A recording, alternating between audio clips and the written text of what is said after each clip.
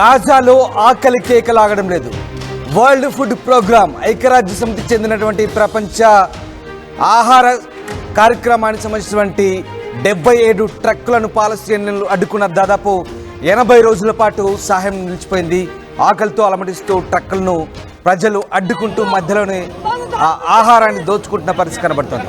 వారికి తగినంత ఆహారం అందుబాటులో లేదని వరల్డ్ ఫుడ్ ప్రోగ్రామ్ చెప్తోంది. ఇటీవల గోదాములపై దాడి చేసి ఆహార పదార్థాలను ప్రజలు ఎత్తికెళ్ళిపోతున్న పరిస్థితులు కనబడుతున్నాయి. దీంతో గాజాలో ఎలాంటి సిచ్యువేషన్ ఉందో ఒకసారి మనం అర్థం చేసుకోవచ్చు. అక్కడి గోదాములపైన దాడులు చేసి ఆహార పదార్థాలను తీసుకెళ్తున్న ఘటనలు తరచూ చోటు చేసుకుంటున్నాయి. తాజాగా గాజాలోకి ఆహార పదార్థాలతో వెళ్తున్న అనేక ట్రక్కులను వేలాది మంది పాలస్తీనియన్లు అడ్డుకున్నారు. ఆ ట్రక్కులు గమ్యస్థానాలు చేరకముందే అందులోని ఆహార పదార్థాలను స్థానికులు లూటీ చేసినట్టుగా ఐక్యరాజ్య సమితికి చెందిన ప్రపంచ ఆహార కార్యక్రమం వెల్లడించింది. గాజాలోకి గత రాత్రి నుంచి ఇప్పటి వరకు 77 ట్రక్కులను WFC తీసుకువచ్చింది. అయితే ఆహార పదార్థాలతో వెళ్తున్నటువంటి ఆ ట్రక్కులను మార్గ మధ్యంలోనే అడ్డుకున్నారు. దాదాపు 80 రోజుల పాటు సహాయం నిలిచిపోవడంతో వేలాది మంది ఆకలితో అలమటిస్తున్నారు. దీంతో ఆ వాహనాలను ముందుకు వెళ్లేందుకు సిద్ధంగా ఉన్నట్టుగా కనబడడం లేదు. కొన్ని రోజులుగా ఈ సహాయాన్ని పంపించేందుకు ఇజ్రాయెల్ అనుమతించినప్పటికీ తగినంత ఆహారం ఇంకా అందుబాటులో లేదని NGOలు చెప్తున్నాయి. అక్కడి ఆకలి భయం ఎక్కువగా ఉందని, వారి ఆందోళనకు తగ్గించాలంటే మరింత సహాయాన్ని అందించాల్సిన అవసరం ఉందంటూ నొక్కి చెప్తున్నాయి. ఈ ప్రక్రియ సజావుగా సాగాలంటే వేగంగా అనుమతులు ఇవ్వడంతో పాటు వాటిని తరలించే కాన్వాయ్ని కూడా సురక్షితంగా వెళ్లే పరిస్థితులు కల్పించాలని కోరుతున్నాయి. మరోవైపు గాజాలోని పాలస్తీనియన్లకు మానవతా సహాయం తరలింపుకు ఇజ్రాయెల్ పరిమితంగానే అనుమతిస్తోంది. దీంతో ఇటీవల 121 ట్రక్కుల్లో ఆహార పదార్థాలు గాజాలోకి ప్రవేశించాయి. అయితే తీవ్ర ఆకలి సంక్షోభం ఎదుర్కొంటున్న గాజా వాసులకు ఇవి పెద్దగా సరిపోవడం లేదు. దీంతో ఆహార పదార్థాల గోదాములపై దాడులు చేసి లూటీ చేస్తున్నారు. గోధుమ పిండి, ఇతర ఆహార పదార్థాలున్న పెట్టెలను అక్కడి నుంచి లూటీ చేసి ఎత్తుకెళ్తున్న దృశ్యాలు కూడా గత 3-4 రోజులుగా కనిపిస్తున్నాయి. గాజాలో ఆకలి కేకలు ఏ స్థాయిలో ఉన్నాయో ఒక్కసారి ఆ దృశ్యాలు చూస్తే మనకు అర్థమవుతుంది.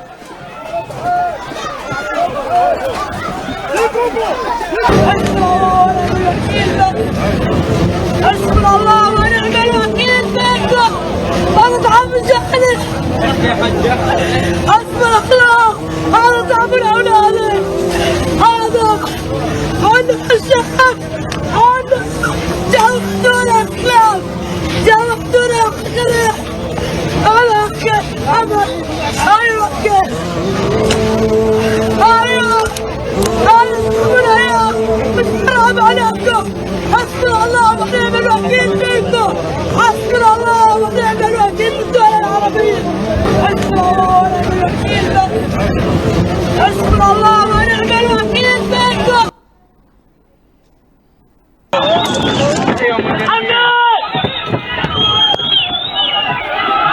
هاي جماعة جيب، هاي جماعة جيب هذول. هاي بس ضرب مباشر، ضرب مباشر، اطلاق ضرب مباشر الآن.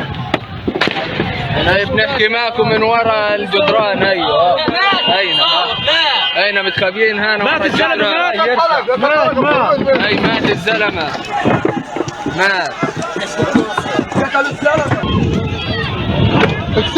كيف حالك؟ ليش هيك حامل اخوك؟ انت عصبني. طيب وين مودياها؟ بدي اروح على عرشتنا. وانت مش تعبانه وانت حاملها هيك؟ تعبانه ولا لا؟ تعبان ولسه بحملها مش قادرة. وين رايحه انت هالقيت؟ انا رايحة منتزه البريج. في المنتزه البريج؟ طب تعال اخذك معايا.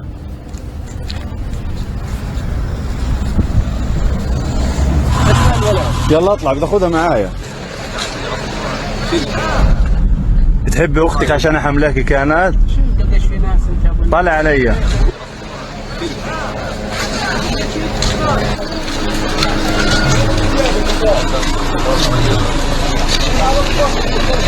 يلا مع السلامة.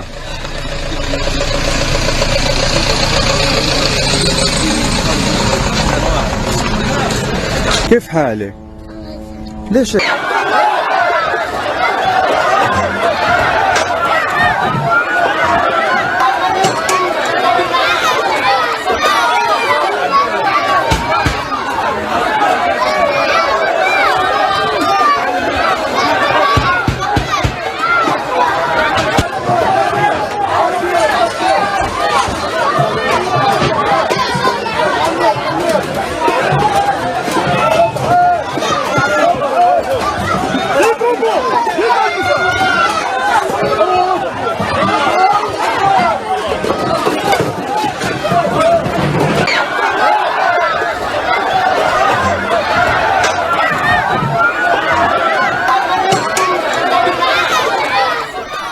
చూస్తున్నారుగా దృశ్యాలు. ఆహారం కోసం చిన్నపిల్లలు ఏ రకంగా చేయి చాపుతూ అలాగే చేతిలో ఆ వంట పాత్రతో ఆహారం కోసం ఎలా అలమటిస్తున్నారు. గాజాలో ఆ దారుణ పరిస్థితులు కళ్ళకు కడుతున్నాయి. 2023 అక్టోబర్ 7 నుంచి ఇప్పటి వరకు జరిగినటువంటి దాడిలో దాదాపు 55,000 మందికి పైగా పాలస్తీనియన్లు చనిపోయినట్టుగా గాజా ఆరోగ్య సంస్థ చెప్తోంది. ఇందులో 28,000 మంది మహిళలు ఉన్నారు, చిన్నారులు ఉన్నారు. 14,000 మంది చిన్నారులు మరణించినట్టుగా చెప్తున్నారు. మరోవైపు ఇజ్రాయెల్ దాడులు కొనసాగిస్తూనే ఉంది. గాజా పూర్తిగా సర్వనాశనమైన పరిస్థితి. హమాస్ చేసిన తప్పిదానికి గాజా ప్రజలు ఇప్పుడు అంతకంతకు అనుభవిస్తున్నారు. ఆ దృశ్యాలే మనకు కళ్ళ కట్టినట్టుగా కనబడుతున్నాయి. ఆహారం కోసం చేయి చేస్తుంటే చిన్న పిల్లలను చూస్తుంటే దుఃఖం రాకమానదు. ఇదంతా ఎవరి తప్పిదం? కేవలం హమాస్ అనే ఒక ఛాందసవాద సంస్థ తీవ్రవాద ముసుగులో ఇజ్రాయెల్పై దుస్సాహసానికి తెగబడి 2023 అక్టోబర్ 7న 1,200 మంది ఇజ్రాయెల్ పౌరుల్ని పొట్టన పెట్టుకోవడంతో ఇజ్రాయెల్ గాజాపై రెచ్చిపోయింది. ఇప్పటికీ దాడులు కొనసాగిస్తోంది. వేలాది సంఖ్యలో మృత్యువాత పడుతున్నారు. గాజా పూర్తిగా సర్వనాశనమైన పరిస్థితి కనబడుతోంది. పూర్తిగా ఆహారం కొరత, మంచినీళ్ళు లేవు, అంటువ్యాధులు, కరువు. ఒక్కసారిగా గాజా ప్రజలు అలమటిస్తున్న పరిస్థితి కనబడుతుంది. సహాయం చేసేందుకు వచ్చినటువంటి వాహనాలపై కూడా ఎక్కడ తమకు సహాయం అందదేమోనన్న ఆతృతతో, భయంతో వాటిని మార్గ మధ్యంలోనే దోచుకుంటున్నారు, లూటీ చేస్తున్నారు. ఇలాంటి ఘటనలు, ఇలాంటి దృశ్యాలు చాలా సర్వసాధారణంగా మారిపోయాయి. ఒక్కసారి ఆ దృశ్యాలు చూస్తే ఎవరికైనా ఒక్కసారిగా మనసు కలిసివేసే దృశ్యాలు అవి. చిన్న పిల్లలు ఆహారం కోసం ఏ రకంగా అర్తనాదాలు చేస్తున్నారు, ఏ రకంగా తమకు కాసింత అన్నం పెట్టమని అడుక్కుంటున్నారో ఆ దృశ్యాలు చూస్తే శత్రువుకైనా ఎలాంటి కష్టం రాకూడదని ఒక మానవత దృక్పథంతో ఆలోచించాల్సిన అంశం కనబడుతుంది. హమాస్ చేసిన తప్పిదానికి ఇవాళ గాజా పౌరులు, వెస్ట్ బ్యాంక్లోని ప్రజలంతా కూడా దారుణ స్థితిని అనుభవిస్తున్నారు. కటిక దారిద్ర్యాన్ని, సర్వనాశనాన్ని, ప్రస్తుతం ఆ వినాశనాన్ని వాళ్ళు స్వయంగా అనుభవిస్తున్న పరిస్థితి కనబడుతుంది. ఇజ్రాయెల్తో పెట్టుకుంటే ఏ రకంగా ఉంటుందో గాజా ప్రజలకు, హమాస్కు తెలిసి వచ్చేలా ఇజ్రాయెల్ చేసినటువంటి దాడులతో ఒక్కసారిగా పరిస్థితులు ఎంతటి దారుణ స్థితికి తీసుకెళ్ళాలి మనకు అర్థమవుతుంది. రైట్, మా కొలీగ్ మధు జైన్ అవుతున్నారు. మధు, ఇప్పటికే గాజాలో చాలా దారుణ పరిస్థితులు ఉన్నాయి. అంతర్జాతీయ సంస్థలు కూడా సహాయం చేసేందుకు ముందుకు వచ్చినప్పటికి కూడా మొన్నటి వరకు ఇజ్రాయెల్ అష్టదిగ్బంధనంతో ఒక్కసారిగా పరిస్థితులు మరీ దిగజారాయి. ఇప్పుడు కాస్తో కూస్తో వెసులుబాటు కల్పించినప్పటికీ గాజా ప్రజలు అక్కడ ఆహారం కోసం ఎగబడి మార్గ మధ్యంలోనే లూటీలు చేస్తున్న పరిస్థితి మనకు కనబడుతుంది. ఒకసారి ఆ దృశ్యాలే గాజాలో పరిస్థితులు మనకు అద్దం పడుతున్నాయి. ప్రస్తుతం గాజాలో సిచ్యువేషన్ ఎట్లా ఉంది? ఐక్యరాజ్య సమితి ఏం చెప్తోంది? ఆహారానికి సంబంధించి ప్రస్తుతం ఎట్లాంటి వెసులుబాటు కల్పించింది ఇజ్రాయెల్? ప్రస్తుతం అక్కడ ఉన్నటువంటి సిచ్యువేషన్ ఏంటి? నిజంగానే ఈరోజు గాజా అనుభవిస్తా ఉంది. ఎవరైతే హమాస్ ఉగ్రవాద దాడులు, ఎవరైతే ఉగ్రవాదులు ఉన్నారో, ఉగ్రవాద దాడులకు సంబంధించి పూనుకున్నారో ఇజ్రాయెల్ పైన, దానికి ప్రతి దాడి ఇజ్రాయెల్ చేసింది. సో తీవ్రమైనటువంటి సంక్షోభం నెలకొంది. ప్రస్తుతం ఉన్నటువంటి సిచ్యువేషన్ లో ఆహారం కోసం అలమటిస్తున్నారు. తీవ్రమైనటువంటి ఆహార కొరత ఉంది, సంక్షోభం ఉంది. జనాలంతా కూడా ఎక్కడ ఆహారం దొరుకుతుందా అని ఎదురు చూస్తున్నారు. కొద్దిమంది అయితే గోడౌన్లలో ఉన్నటువంటి ఆహార పదార్థాలను లూటీ చేసి తీసుకుపోతున్నారు. ఏదైతే గోధుమ పిండి, తర్వాత నిత్యావసర వస్తువులకు సంబంధించి గాజాకు ప్రపంచ దేశాలకు సంబంధించినటువంటి అనుమతితో, ఐక్యరాజ్య సమితి అనుమతితో లోపలికి తీసుకెళ్తున్నటువంటి 72 ట్రక్కులను పాలస్తీనీలే గాజా వెళ్ళకంటే ముందే అడ్డుకొని లూటీ చేసినటువంటి పరిస్థితి. అక్కడ ఎలాంటి సిచ్యువేషన్ ఉందో మనం అర్థం చేసుకోవచ్చు. ఒక యుద్ధం, ఒక ఉగ్రవాదం ఎలాంటి పరిస్థితులకు తీసుకోబోతుంది అనేటువంటిది నిజంగా ఈ అద్దం పడతా ఉంది. గాజా దాదాపు ఇప్పటికే ఒక శ్మశానం మాదిరిగా మారిపోయింది. గాజా పూర్తి స్థాయిలో బిల్డింగ్లన్నీ నిర్వీర్యమైపోయాయి. మిసైల్ దాడులతో, బాంబు దాడులతో ప్రజలంతా ఆకలితో అలమటిస్తున్నటువంటి పరిస్థితి. మంచినీరు లేదు, ఆహారం లేదు, విద్యుత్ లేదు, సరైనటువంటి వైద్య సదుపాయం లేదు. బిక్కుమంటూ బతుకుతున్నారు. సహాయం చేయడానికి కూడా అంతర్జాతీయ సమస్యలు ఎదురవుతా ఉన్నాయి, అనుమతులు తలెత్తుతా ఉన్నాయి. ఇప్పటికీ ఈ 77 ట్రక్కులు ఇచ్చినటువంటి ఆహార పదార్థాలకు సంబంధించినటువంటి వెళ్ళడానికి అనుమతి కూడా ఇజ్రాయెల్ పరిమితిలో ఇచ్చింది. ఇంకా పూర్తి స్థాయి పరిమితి ఇవ్వట్లేదు. అంటే ఇప్పటికీ ఐక్యరాజ్య సమితి ఒకటి చెప్తా ఉంది క్లారిటీగా, ఇంకా పూర్తి స్థాయిలో అక్కడ ఉన్న పరిస్థితులు అద్దం పడతా ఉన్నాయి. కాబట్టి మరింత సహాయం అవసరం గాజాకి. ఒకవేళ ఆ సహాయాన్ని అందించాలంటే భద్రతతో కూడినటువంటి కాన్వాయ్ వెళ్లేలా ఆహార పదార్థాల వారికి అందేలా ఏర్పాట్లు చేయాలి. త్వరితగతిన త్వరగా ఆహారం సప్లై చేయడానికి, వారికి ఆకలి తీర్చడానికి, అక్కడ ఉన్న పరిస్థితులు చక్కదిద్దడానికి మానవతా బృందంతో అనుమతులు ఇవ్వాలి వారందరికీ కూడా వెంటనే అనేటువంటి ఒక డిమాండ్ తెరపైకి తెస్తా ఉంది. వీరంతా కూడా ఇప్పటికే ఆకలి భయం ఎక్కువగా ఉంది. ఈ ఆందోళన తగ్గించాలంటే వెంటనే సహాయాన్ని అందించాలి అనేటువంటి ఒక ప్రతిపాదన తీసుకొస్తుంది. దీంతో ఈ మధ్య కాలంలోనే ఒక 121 ట్రక్కుల్లో కూడా ఆహారాన్ని తరలించారు.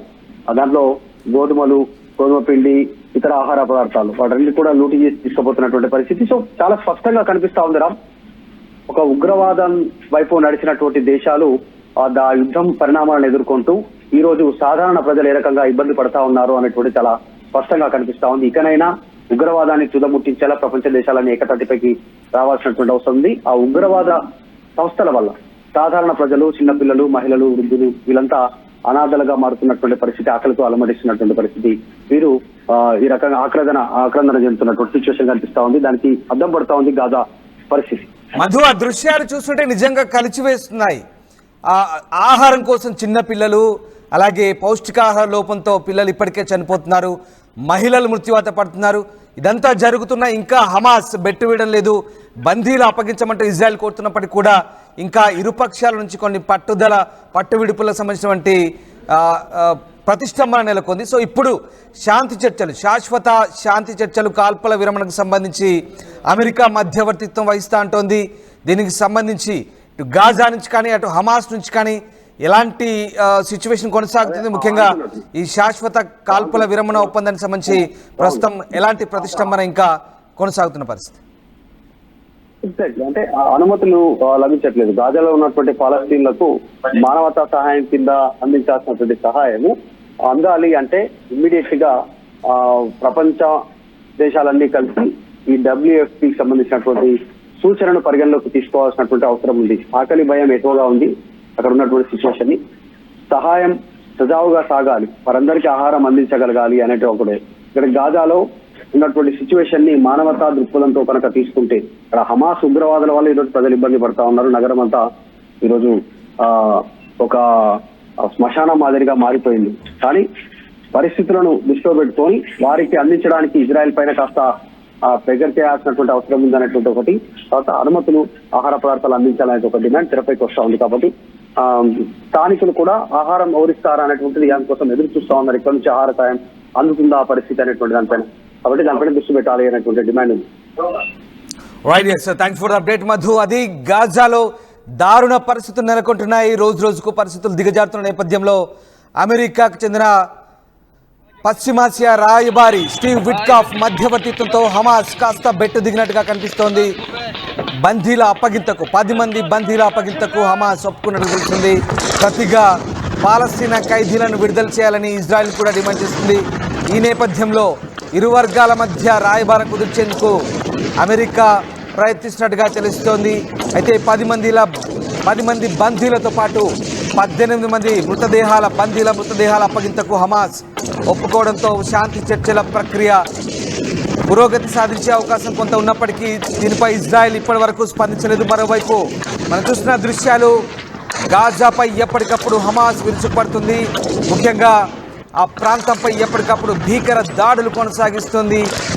ఎక్కడికక్కడ హమాస్ ఉగ్రవాదులను ఏరివేసేందుకు గాజా పూర్తిస్థాయి ప్రయత్నం చేస్తుంది. ఇప్పటికే చివరి కమాండర్ను కూడా, హమాస్ కమాండర్ను చివరి వరకు కూడా ఎవరిని మిగలకుండా ఎలిమినేట్ చేస్తామంటూ ఇజ్రాయెల్ ప్రకటించుకుంది. ఇజ్రాయెల్ పార్లమెంట్ సాక్షిగా బెంజమిన్ నెతన్యాహు ప్రకటించారు. హమాస్ కమాండర్లందరినీ కూడా హతమార్చినట్లుగా ఆయన చెప్పుకొస్తున్నారు. యాహ్యా సిన్వర్తో పాటు సిన్వర్ని కూడా, అతని సోదరుడు సిన్వర్ని కూడా హతమార్చినట్టుగా ఇజ్రాయెల్ ఇప్పటికే ప్రకటించుకుంది. మొత్తం మీద ఏడాదిన్నర కాలంగా కొనసాగుతున్న మారణ హోమానికి ఎప్పుడు తెరపడుతుందనే అంశంపై ఇటు ప్రపంచ దేశాలు కూడా ఆందోళన వ్యక్తం చేస్తున్న నేపథ్యంలో ముఖ్యంగా గాజాలో దిగజారినటువంటి పరిస్థితులు, ఆహారం లేక అలమటిస్తున్న చిన్నారులు, మహిళలు, అలాగే ప్రజానీకానికి బాసట కల్పించేలా ఇటు ప్రపంచ దేశాలని ఇజ్రాయెల్పై ఒత్తిడి తెచ్చిన నేపథ్యంలో మానవతా సహాయాన్ని అందించేందుకు కాస్త వెసులుబాటు కల్పించినప్పటికీ ఇంకా పరిస్థితులు చక్కదిద్దినట్టుగా కనిపించట్లేదు. పూర్తి స్థాయిలో గాజాలో ఇంకా మరోవైపు ఇటు శాంతి చర్చల ప్రక్రియ ప్రతిపాదనలు కొనసాగుతున్నాయి. మరోవైపు ఇజ్రాయెల్ హమాస్ కమాండర్ల ఏరివేతకు ఎప్పటికప్పుడు దాడులు కొనసాగిస్తోంది. ప్రస్తుతానికి ఐక్యరాజ్యసమితి జోక్యంతో ఆమ్నెస్టీ ఇంటర్నేషనల్ లాంటి మానవతా హక్కులకు సంబంధించినటువంటి ఎన్జిఓల జోక్యంతో ఇప్పటికే పరిస్థితి